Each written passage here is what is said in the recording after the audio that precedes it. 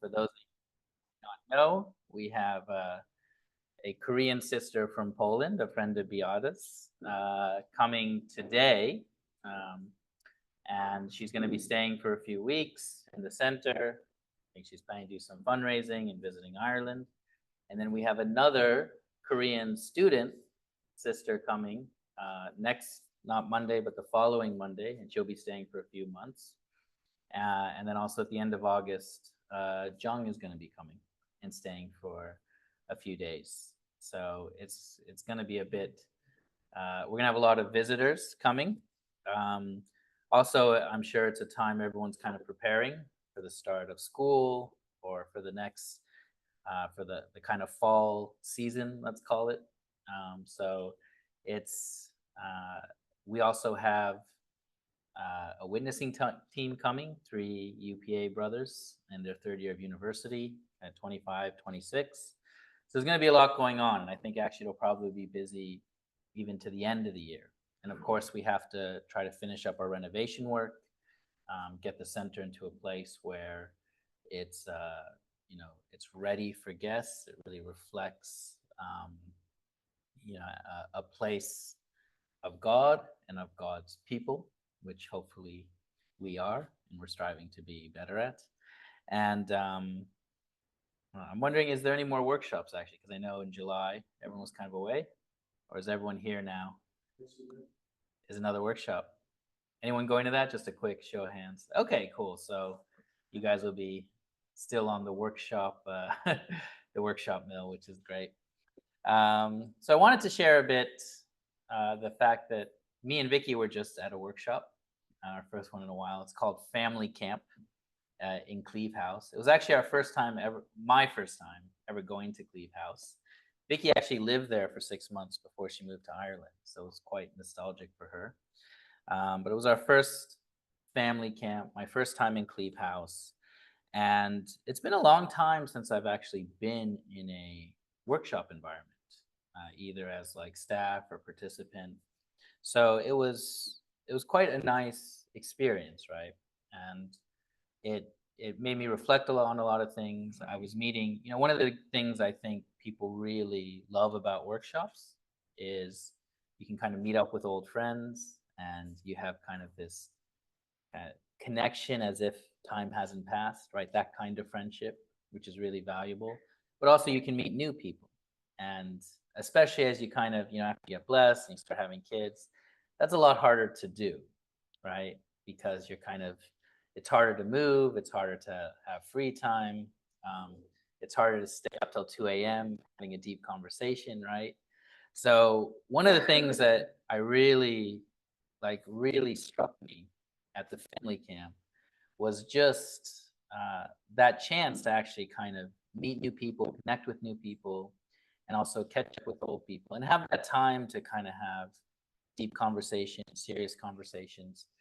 We went well prepared. We had the biggest tent in the field. It was like a 3 bedroom blow up thing, right? It's still cold. We were still camping, but it was like we had like a living room, right? So after the kids went to bed, uh, one of me and Vicky's friends came over and we were chatting until like 1 a.m., right? So she had to go feed her baby, right?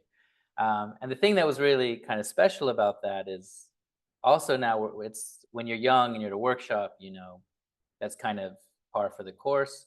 But to be able to do that as like an older person with kids is kind of it's like it's still the same experience, but it's kind of at our level, right? At the level we're at, where we're um, having kids. And what was really great about family camp, it was kind of such a nice mix because you had the parents there with young kids, right? So you had like toddlers, little 1 and 2 year olds just waddling around on their own with their parents kind of keeping an eye on them, right? While they're chatting with each other. You had a lot of teenagers. So a lot of the families there were like the parents were just chilling and the teenagers were like in the teams and being involved. And the parents were like, yeah, this is kind of like a holiday. I don't have to do anything. We still had to take turns cooking. Like we were on the rota. Vicky had to cook a meal. I had to cook a meal, as the cooking team. We tried to help out with dishes. We got a little bit of exemptions because we had young kids. So the parents with young kids could kind of skip most of the rules. but there was a bit of a schedule, right? Morning service, evening closing. Um, but it was very, it was very relaxed, but it still had that very special workshop feeling, right? Um, and then, of course, it was really nice to see Zach at his first workshop. Right now, for Caspian, he was a bit young. There was like one or two other kids his age, but it's kind of a weird age, 6, 7. They're all kind of don't like each other or doing their own thing, right? One of our friends has a kid that's exactly Zach's age and exactly Caspian's age, and they just didn't get on at all, right? It was like a little bit sad, but anyway, there's more workshops to come. They'll figure it out eventually. But which I like, go play with your friends. Like I don't like them. So it's they're still young, they got time. But Zach was just, completely into the spirit of like being on a team and like, they're doing all these different team sports and competitions. And he's like, I don't know if you've ever seen Zach when he's watching something, but he's like vibrates. He's just like jumping up and down, like super excited, right? He's got like an extra battery pack somewhere of energy. And he said the favorite part was the skit because they do skits on the last day, right? And we have it on video.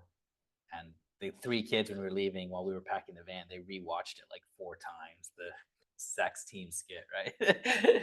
So it's just like, but it was kind of funny because it reminded me of my first experience, like how much it was really nice to like meet people your age and be on a team and kind of be in this kind of unique situation, right? And I really thought a lot about like this is something special that we have in our culture, this kind of workshop culture, right? And Workshops is one thing, but there are also programs like Dawn and STF. Like these things really create an environment and a culture where there are quite deep connections and it's quite quick in a way, right? Um, and it's something that maybe we take for granted a bit, but I think it really does become a core part of our faith, our life of faith, and the culture we're in, right? And it's I wonder if other kind of churches and other communities have the same kind of workshop culture or retreat culture, right? And if how much of it's the same and how much of it is different, right? Because I think um, for kids growing up to have this kind of connections and this kind of environment is really actually, one, very stabilizing, very kind of emotionally stabilizing to have a wider network of brothers and sisters and peers that you can trust. Um, but I also think in many ways it's very life changing, right? It really helps center our lives of faith on a very practical application, like our relationships with people. And I think, when I think of, maybe the Mormons or the Christians and their kind of retreats, I honestly think that they may be similar, but I think they will always struggle a bit more with the chapter 2 issue, right? And, I'm not saying our workshops are perfect and completely free of chapter 2 issues. And even at family camp, there's some families or some people that are a little more awkward to talk to or a little harder to get on with, right? People kind of come together into their peer groups that they feel most comfortable with. But it's a lot less awkward than, let's say, a work event I've been at or other, social gatherings I've been to. Um, so I do think like the clarity around chapter 2 specifically really makes these kind of teenage level workshops much safer, much healthier, right? People feel, I think, a lot more comfortable. There's not, if you can imagine if there was someone at a workshop that was just there to like hit on all the sisters, all right, then it would be a very different environment. It would really quickly change the feeling and, the kind of relationships that happen in a workshop, right? So I'm just thinking of this in like comparison. And of course, I haven't been to a Mormon retreat. I haven't been to a a Christian one either. So I can't really speak from experience. So I'm just kind of making guesses. But from what I've kind of read and seen, I think this clarity around chapter 2 is really a differentiation in culture, right? And I think it's a very important one that we have to kind of always, in a way, protect and be proud of and be very clear about. Um, and it's just, even like, again, going back to the family camp, like Natty, there was one kid there. The first person we met was just this like 20-year-old kid. He was just out in the front yard, like exercising. He's like really into health, so he's like running and really. We saw him running up the lane. He's really buff, right? And Natty it's the first one we see getting out of the car, and he's like, "It's my friend." It's like, and he's just like, he goes up, he introduces himself. He's like, "I'm Natty," da da da. And then it's like the rest of the workshop, he's like, "Where's my friend? Where's my friend?" Right? And this guy was so nice. He's just genuinely like, "Yeah, all right, I'll hang out with a 3-year-old. I don't care," right? And it's like, now he was busy. He had to do other things, but every chance, he was a little free, and Natty ran up to him. He'd just be really nice, right? And then there was another like kid that was a year younger, and both parents were there, and the parents really just treated Natty as if he was part of the family, right? And then, even the mom's like feeding both of them, like, "Hey, here's some crackers and grapes," and so it's just like you very leave your kids with people, right? And that's also something that's kind of very special. Um, and then even like one of my friends, she had to like leave for a bit, and so she left her kids with me and just keeping an eye on them, right?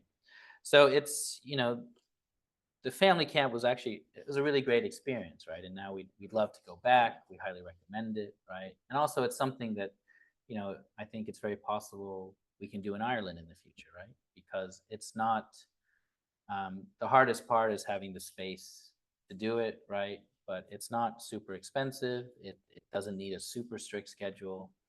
It was more just letting kids, um, you know, most of the kids were just in a team and playing games the whole time, right? Preparing the skit. And then again, kind of a little bit morning service, evening service, kind of centered a bit on a vertical purpose. So, um, so kind of getting back to this point about this being a very important and unique culture that we have, right? And why I've been thinking of this in terms of what kind of culture we have, what kind of culture we build, and also how we personally benefit from this culture and this environment and these traditions, right? It's, again, I think it's very easy for us to take it for granted because, we've been doing it for a long time. We do it every summer, or, um, but actually, I'd say the majority of people don't go to a workshop every summer, right? The majority of people don't have this kind of experience. And, when you look at the divine principle explanation of the three blessings, it talks about moving from like the individual to the family, tribe, nation, world, right? And these kind of community events and community traditions are really like the tribe level of this growth and expansion of the principle and expansion of the blessing. And it was actually Vicky gave one of the morning services because there was a rota, and um, she gave a really actually beautiful morning service because she had such a personal connection to the place because she had lived there, right? And she kind of talked a bit about her life story and how she kind of grew up in many ways very lonely because there was the only second generation in the country she grew up in, right? Uh, and and then she went to a workshop when she was like 14, and it was like her first time really experiencing the church culture and how much it meant to her. And that was actually our main reason to go to family camp, was we really wanted to make sure the boys started to experience this and to connect to a wider community, right? So it's really like a core part of who we are as trying to practice the principle in terms of integrating it into the culture. And I think this is the point I really wanted to get to with this story is this culture benefits us so much, right? And if we really can see that and understand it, we can be very grateful for the impact it has on us and how it kind of shapes our life and our relationships. But the question is, um, if it's helping us so much, how can we expand that to start to help others? And that becomes a very, very tricky question because the thing about culture is it's always changing.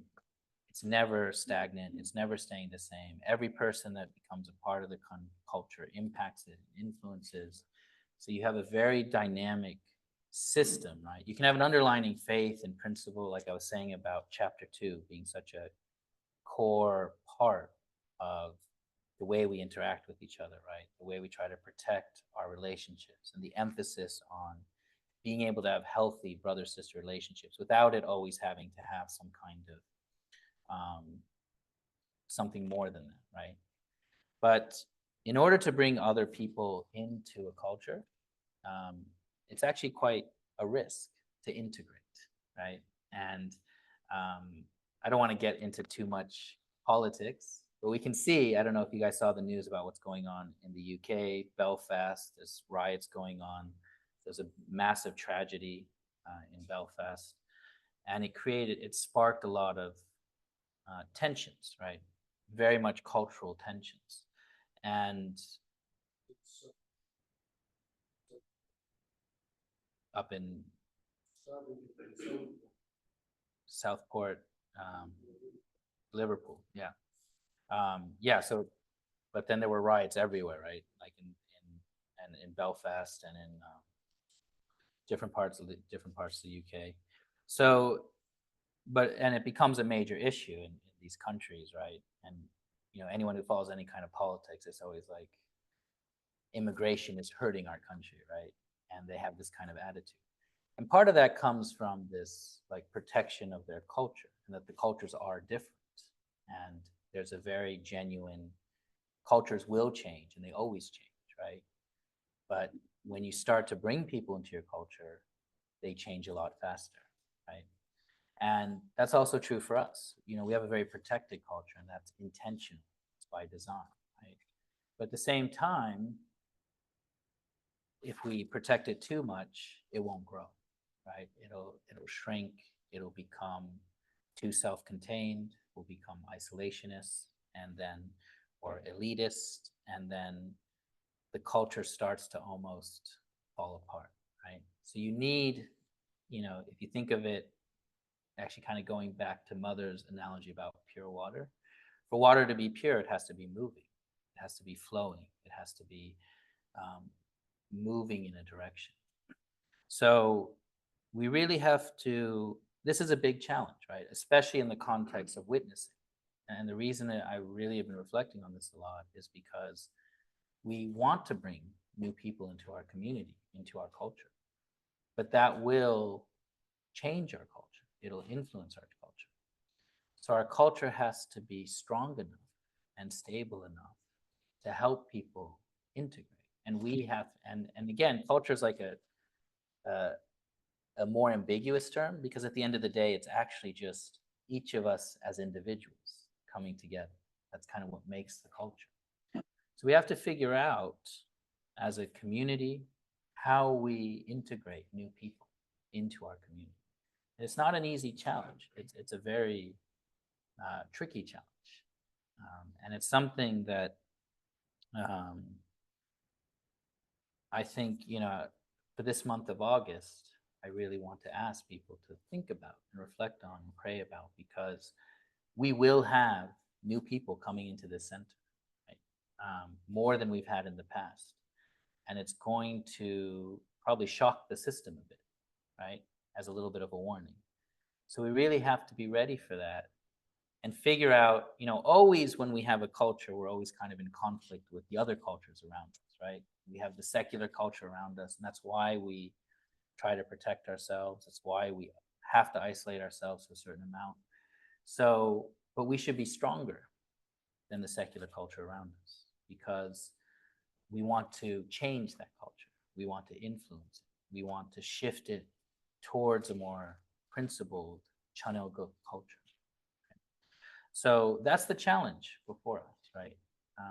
And it's something that honestly I'm a little bit afraid of, right? Because things can change very quickly, right? And they can sometimes go downhill very quickly, right? And I say this, the example I gave earlier, if one person came to like a second gen workshop and their only purpose was like to hit on all the sisters, that would genuinely bring down the spirit of that workshop. One person could like destroy the atmosphere of a workshop, right? And that's why the workshop leaders are have their eyes open for that stuff as much as possible, right? And that's going to be the same when we start inviting guests into our community. Actually, this happened last time we were witnessing. We had a boyfriend and girlfriend couple coming to hear lectures. The sister was very interested. The brother pretended to be a bit interested. And in the middle of this process, uh, he ended up, she ended up finding out that he was cheating, right? And so it was like suddenly we were dealing with this kind of crazy drama in the middle of trying to like witness and like welcome this couple in, right? We're trying to welcome them as a couple, um, and it created such a kind of crazy dramatic environment, right? So we have to figure this out. There are healthy ways to do this where you keep some separation, right? But ultimately, our culture is something that benefits us. Um, at least I've always felt that. I've always been grateful for it. The community is really kind of a pillar of our life of faith. And the other part that Vicky was sharing that was very moving for me to hear from her, right? That family on its own just isn't enough. You go through very difficult times, you have ups and downs. And, you know, one thing that really has always helped both me and Vicky in our own lives is having really good friends that we can rely on, really close brothers and sisters and elders and people outside of just our own family. I think a lot of people, they only have their families. It's very hard for them to have support outside of that. So we have to think about that. How do we take care of people, right? And we have to be ready to kind of take care of people that have a lot of different needs, right? And sometimes we're not ready and we have to be able to cut off. And that's the other very difficult part of this um, growth process, right? But ideally, every person that comes into our culture should be more influenced by our culture than the culture they're coming from. And we should then be growing together, right? Because the more people we have, the more people that are on this journey, the more we're helping each other and supporting each other, the stronger the community gets, right? The stronger the culture gets. And just one simple example, and I'll close there. Every time someone goes off and gets matched or blessed and comes back and brings their spouse either to here or to their other own country, looking at Michael because he's kind of laughing there, that community that gets the new person becomes stronger, right? It has a more stable foundation. And it's even stronger than just the two individuals coming on their own. But now they have a couple that's working together. And that's much better than two individuals. It's much greater than the sum of its parts. Um, and I think we're really seeing that now in the Irish community where, we have more young couples, we have more people moving. And I think it's really a strength um, that we're starting to build upon. So I'm very, very like overall happy and very excited about what's going on with us. I think we're doing a lot of good things, and you know, I think it's really time for us to kind of move to this next step, right? And I think all the pieces are coming together at the right time. We're fixing up the center. We're getting a witnessing team. People are kind of moving back after the summer. So it's going to be a really kind of critical time for us. And I really want to ask everyone to just reflect, pray, figure out how you can contribute and help us in this, right? Especially, I think this UPA team, they're going to need a lot of support. Um, we're going to try a few different things with them, but you know, also we're going to need a lot of help when people are coming in, right? And we're going to have to be ready to kind of grow and evolve and strengthen, I'd say, the way we do things, strengthen the way our community is. So that's what I want to share today. It's just something, I I don't know if it came across, but I really loved family camp. It it was just kind of a wonderful experience. Even though on one hand, like I'm still running after Natty all the time, it's still a little stressful, but like it was just the first chance I've had in a long time to like sit down with friends and just talk about life, talk about struggles, and talk about like um, things that actually really, really matter to me and that I really care about. That's sometimes hard to just talk about with anyone, right?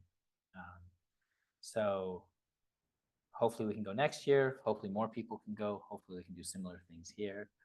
But um, but yeah, I think we're gonna have a very busy and interesting next few months, and I'm excited to see what happens, and I'm excited to see everyone kind of working together and growing together from the experience. So on that note, I'll close with a prayer. Everyone can join me. Sarang Manashin Hanu Gumonin. Our dear, beloved, and precious Heavenly Parents, as always, we're grateful to be here together, under united under our true parents' foundation and vision and heart to really save this world, to really bring peace and unity where right now there is constant struggle and fighting and hatred. We know that the challenges before us are very complex and deeply rooted and embedded in a long history of people suffering, insecurities, lack of love. But on the other hand, almost all problems are very simple. If we break them down, what people need, what people want, what people are desperate for is genuine love from their parents, from the source of love, from you, our Heavenly Parents. So if we're really able to become people and create a culture of people who can love with that heart, who can connect to that heart and live every day with that heart as the core of who they are and how they interact with people, then these problems will start to fade away. And we know that that doesn't mean it'll be easy. It'll still take time. Each of us is still battling our own demons and shortcomings. But it's inspiring to see a path forward, inspiring to see people with us on that path forward, and pray that we can always support each other and be there for each other. We're very grateful for this time. Pray that we can now, after the service, have a nice meal together and celebrate these holy days together. And report this in the name of Young blessed Aju. So I'll invite Vicky up to lead us in the last song and finish off the service. Then I'll make a few announcements and then we'll do our Okman says for the holy day. Okay, all right, so Vicky, come on back up. Thank you very much.